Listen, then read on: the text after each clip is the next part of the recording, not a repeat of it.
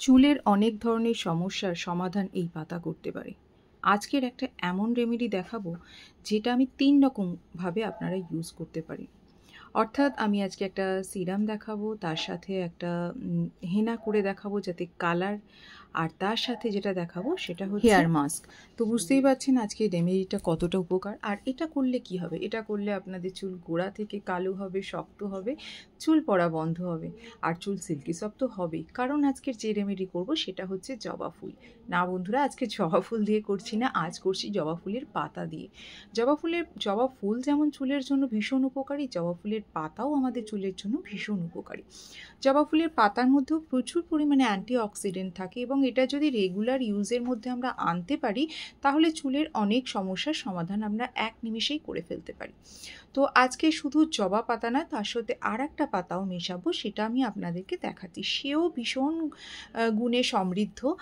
তো দেখুন, আমি এর জন্য এখানে লাল জবা গাছের পাতাই নিয়েছি। আপনারা চাইলে যে কোনো জবা গাছের পাতা নিতে পারেন। যে কোনো বলতে জবা ফুল তো অনেক ধরনের হয়, সাদা হয়, হলুদ হয়, বিভিন্ন কালার, পিঙ্ক কালার। তো এই পাতার যখন রেমেডি করবেন যে কোনো পাতা দিয়ে নিতে পারেন।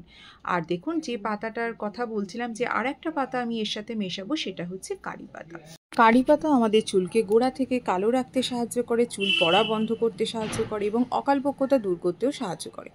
তো কারি পাতা আমি এখানে আজকে দেখতে পাচ্ছেন পাতাটা আগের দিন ছিঁড়ে রেখে দিয়েছিলাম, সেই জন্য একটু নেতিয়ে গেছে, কোনো অসুবিধা নেই।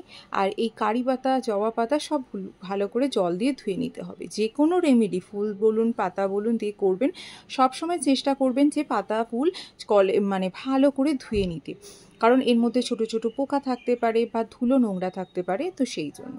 তো চলুন এবার পাতাগুলোকে ছাড়িয়ে নিচ্ছি। যেটা বলছিলাম, কারি পাতা যদি সকালবেলা প্রতিদিন এক মুঠো করে খালি পেটে খাওয়া যায় তাহলে কিন্তু চুলের অনেক পরিবর্তন হবে, কিছু দিনের মধ্যেই লক্ষ্য করতে পারবেন। শুধু চুলের পরিবর্তন নয়, কারি পাতার মধ্যে এমন অনেক ঔষধি গুণ আছে যা মেয়েদের তো ম্যাক্সিমাম হিমোগ্লোবিন কম থাকে, হিমোগ্লোবিন বাড়াতে সাহায্য করে, কোলেস্ট্রল কমাতে সাহায্য করে।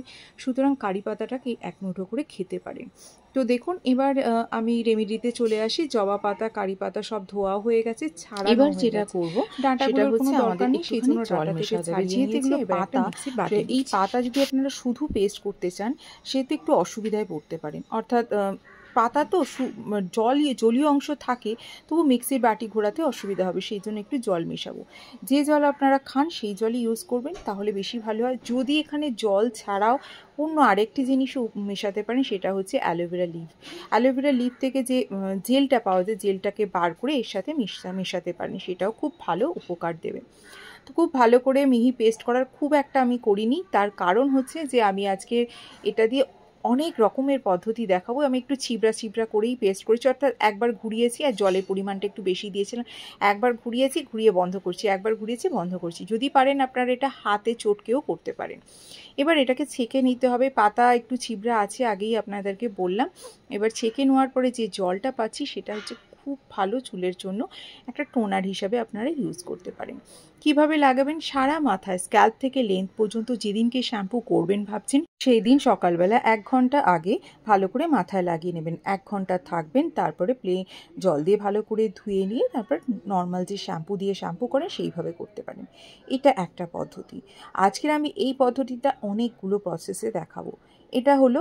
দ্বিতীয় প্রসেস হচ্ছে যে আপনারা এই যে লিকুইডটা পাচ্ছেন সেই লিকুইডের সঙ্গে একটু শ্যাম্পু মিশিয়ে নিতে পারেন, এবং ভালো করে মাথায় ওই শ্যাম্পুটা দিয়ে শ্যাম্পু করে নেবেন। এক্সট্রা করে আপনাদের আলাদা করে শ্যাম্পু লাগাতে হবে না, যেহেতু এটা অলরেডি ওয়াটার বেস বা এটা শ্যাম্পু মেশানো আছে, মাথায় যথেষ্ট ফেনা হবে। ফেনা হয়ে যাওয়ার পরে আপনারা শ্যাম্পু করে নিতে পারেন। এটা দ্বিতীয় পদ্ধতি। আর এটা যেহেতু পাতা দিয়ে করছি, গাছের কোনো ভেষজ জিনিস দিয়ে, সুতরাং কোনো ক্ষতি হবে না, উপকার হবে, বরং অপকার কিছু হবে না। দেখতেই পাচ্ছেন এই লিকুইডটা কত পরিষ্কার, আর কত মানে এটা লাগালে আপনাদের মাথার মধ্যে কোনো ছিবড়া বা কিছু আসবে না। সেটা খুব ভালো প্রসেসে আপনারা করতে পারবেন। এবার যদি এটাকে স্টোর করে আপনারা ফ্রিজে রাখতে পারেন, তবে 1 সপ্তাহ বেশি রাখবেন না, কারণ এটার মধ্যে কোনো প্রিজারভেটিভ জিনিস নেই। 1 সপ্তাহ বেশি রাখলে কিন্তু নষ্ট হয়ে যেতে পারে। তো চলুন, সেকেন্ড প্রসেস তো বলে দিলাম, থার্ড প্রসেসে যাই। সেটা হচ্ছে হেনা। আমরা তো হেনা কম বেশি সবাই করি ইনস্ট্যান্ট চুলকে কালার করার জন্য। হেনার থেকে বিকল্প কিছু আর হতেই পারে না। তো এটার সঙ্গে আমি একটু হেনা পাউডার মিশিয়ে নিচ্ছি। যে কোনো আপনারা হেনা পাউডার বাজারজাত সে মেশাতে পারেন, তবে দেখে নেবেন যেন হেনার পাউডারটা একটু পিওর হয়। তো এইরকমভাবে কখনোই গুলবেন না, এটা আমি ভুল করেছি, আমি আপনাদেরকে বলে দিচ্ছি। প্রথমে যে পরিমাণ হেনা লাগবে সেটা একটা বাটিতে কাটিয়ে নেবেন, তারপরে এই লিকুইডটা দিয়ে আস্তে আস্তে করে মেশাতে থাকবেন। তাহলে কিন্তু হেনার পেস্টটা আপনার পরিমাণটা ঠিক থাকবে। তার না হলে যদি এই লিকুইডের ওপরে আপনি হেনা ঢালেন তাহলে কি হবে, আপনাদের হেনার পরিমাণটা নয় বেশি হয়ে যাবে নয় কম হয়ে যাবে। সুতরাং এইভাবে করবেন না। তো দেখতেই পাচ্ছেন এটা গুলতে একটু অসুবিধা হতে পারে, তার কারণ হচ্ছে এটা একটু স্লিপারি, তো কোনো অসুবিধা নেই। একটু খুব ভালো করে নেড়ে কিছুক্ষণ তো রাখবো, তখন দেখবেন সব ম্যাশড হয়ে গেছে। তো দেখুন খুব ভালো করে আমি মিশিয়ে নিচ্ছি, মিশিয়ে নিয়ে এটাকে আমি ঢাকা দিয়ে রেখে দেবো। এবার আর একটা প্রসেস আমি আপনাদেরকে দেখাবো, সেটা বলেছিলাম হেয়ার মাস্ক দেখাবো। তো যে পাতাটা ছাঁকার পরে যে ছিবড়াটা পড়েছিল, অর্থাৎ আমি তো বেশি ঘন করে মাখিনি, মানে ভালো করে মিহি পেস্ট করিনি, জলটা কাটিয়ে নেওয়ার পরে এবার যেটা থাকবে সেটা খুব ভালো করে মিক্সিতে ঘুরিয়ে নেবেন, তাহলে হয়ে যাবে খুব ভালো একটা হেয়ার মাস্ক। এটাও কিন্তু চুল কালো করতেও সাহায্য করবে।